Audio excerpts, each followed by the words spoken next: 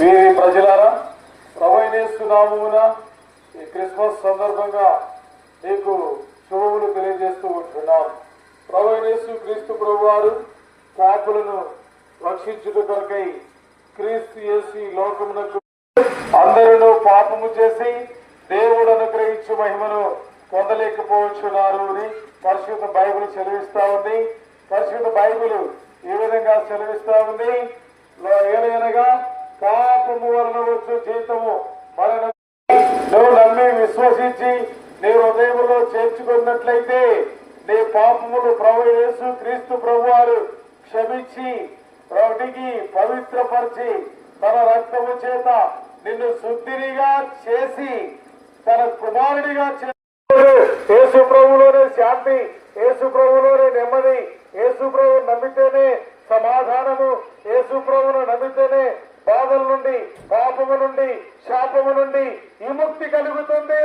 అందుకనే సర్వలోకమునకు ఆయన వాడుతున్న విధానం బట్టి స్తోత్రం చెల్లిస్తున్నాం.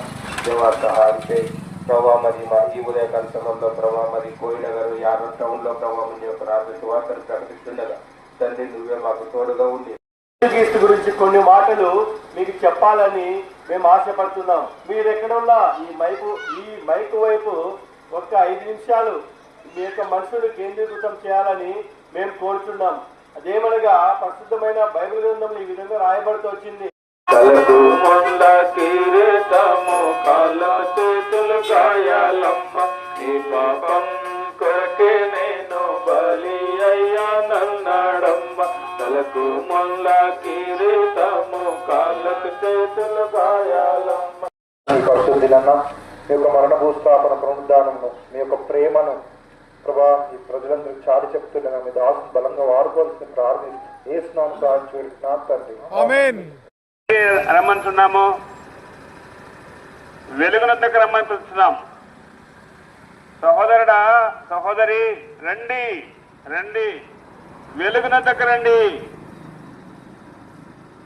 మేము ఇంకో వీధి వార్త ప్రకటిస్తున్నాగా నువ్వు మాకు తోడేడగా శాపడమని ప్రార్థిస్తూ అతి పరిశుద్ధమైన నామమున ప్రార్థిస్తున్నామా తండ్రి.